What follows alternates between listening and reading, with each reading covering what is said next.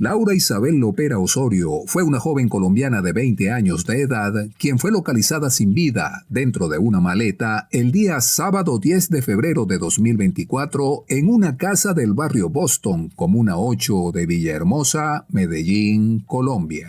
Mi nombre es Argenis y te cuento acá todos los detalles conocidos hasta este momento de tan lamentable caso que ha estremecido a todo el país de América del Sur.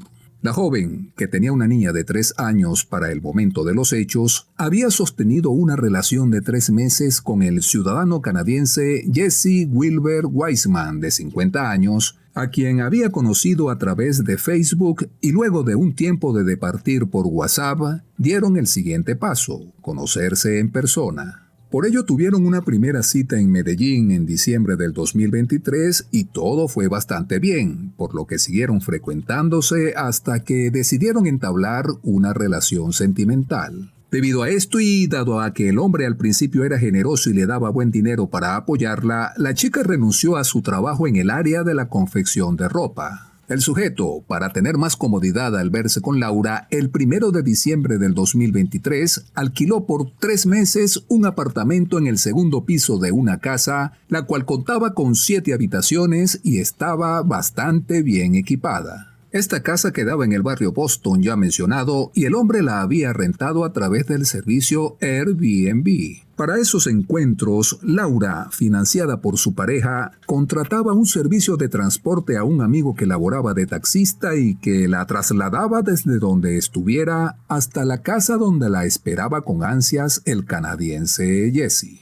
Así transcurrió el tiempo y ya para el 31 de enero, el individuo volvió a contactar a la chica y le pidió para verse. La joven había terminado la relación con él porque el hombre había mostrado su verdadera personalidad, la cual era déspota y manipuladora. También era muy celoso y agresivo, maltratándola en varias oportunidades, por lo cual ya no quería salir más con él. Pero ese día, ante su insistencia y promesas, aceptó un último encuentro. En esa oportunidad, Laura volvió a llamar a su taxista particular, quien la llevó al lugar de siempre, la casa en el barrio Boston. Desde ese momento, la familia de la joven no volvió a saber de ella. La chica tenía dañado su teléfono, pero aún así, ella siempre se comunicaba con su mamá y hermano para manifestar que estaba bien e indicar dónde se encontraba, y como ahora no lo había hecho, la inquietud empezó a apoderarse de ellos. Además, la pequeña hija de la joven, de tan solo 3 años, estaba muy inquieta porque no había vuelto a ver a su querida madre. Por ello esperaron un par de días y ya para el 2 de febrero, ante la permanente ausencia de Laura, colocaron una denuncia de desaparición ante las autoridades policiales, indicándoles que la chica había salido de su casa ese 31 de enero para verse con su novio Jesse Wilber Wiseman, quien de inmediato pasó a ser el principal sospechoso del hecho. Se estuvo buscando a Laura durante varios días hasta que de pronto el hermano de la fémina, Juan Manuel Lopera, recordó al amigo que la llevaba a encontrarse con el canadiense. Lo recordó porque él también había contratado sus servicios en algunas oportunidades. Por ello, el sábado 10, casi al mediodía, lo llamó, le contó lo que sucedía y le pidió que lo trasladase a él y a su madre hasta la vivienda donde Laura se encontraba y pasaba días con Jesse. A los pocos minutos, el profesional del volante los recogió y emprendieron juntos camino hacia el barrio Boston. Estando ahí, empezaron a buscar por toda la zona a la propietaria del inmueble que le había alquilado la residencia al hombre. En esto duraron un buen rato hasta que, por fin, a las 2 de la tarde, la encontraron, le contaron de la desaparición de Laura y por ello ella accedió a revisar la casa. Mientras subían las escaleras, la señora mencionó que en la mañana ella percibió olores nauseabundos muy fuertes provenientes del sitio, por lo cual había llamado al extranjero preguntándole cuál era el motivo de ese olor y él le explicó que era por una basura que olvidó botar. En ese momento el hombre le pidió que entrara y retirara los desechos, ya que él había tenido que salir del país por la enfermedad de un familiar, pero prometió que volvería en unos días. Fue así que la propietaria, junto con el hermano y madre de Laura, subieron a ese segundo piso, entraron y comenzaron a buscar. El olor fétido aún se sentía. Se dirigieron a un cuarto y vieron una maleta de la cual emanaba un líquido rojo. Abrieron el equipaje y, lamentablemente, dentro estaba el cuerpo sin vida de Laura Lopera. La madre de la chica entró en un llanto desolador mientras la propietaria del inmueble llamó de inmediato a la policía, quienes acudieron al sitio rápidamente, acordonaron el lugar y comenzaron con el levantamiento de los restos y los estudios respectivos. Los familiares de la chica sostuvieron que el hombre la trataba mal.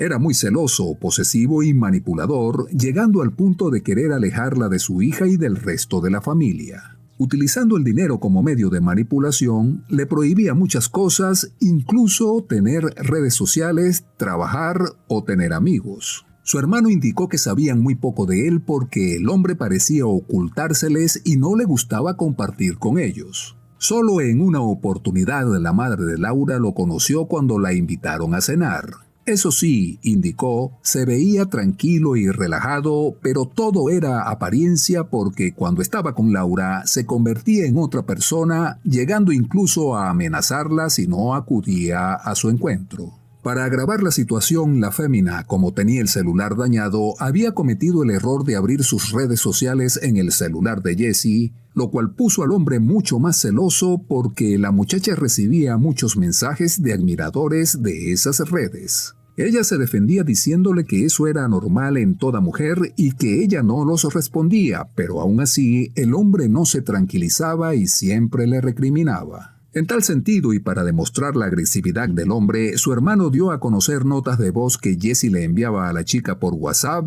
que dejaban ver su verdadera naturaleza. Dije, si tú vienes, yo voy a tener a tu abuelo por Western. Te dije, viene y hablaremos y yo voy a resolver los problemas. Y soy puta enojado ahora contigo. No me escuchas, no me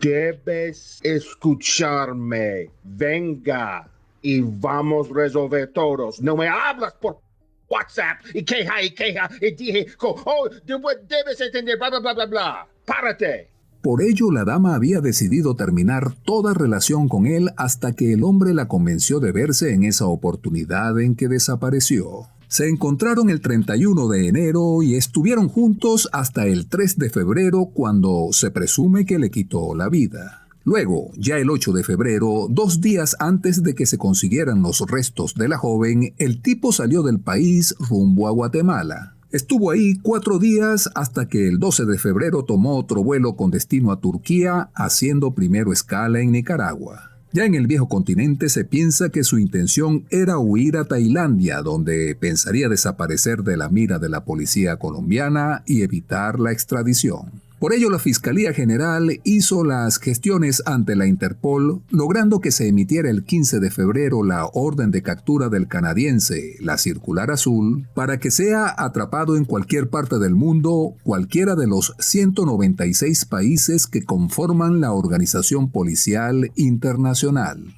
Hasta el momento su paradero sigue siendo desconocido y se espera que se le ponga tras las rejas y se le extradite a Colombia para que pague por su crimen y se haga justicia. Hasta aquí este lamentable caso aún sin solución. Señoras, señoritas, cuando conozcan a alguien en redes sociales, tengan mucho cuidado si deciden dar el paso de conocerlos en persona. Dense mucho tiempo para indagar sobre la vida del sujeto con quien piensan verse. En Internet hay muchos lobos con piel de cordero.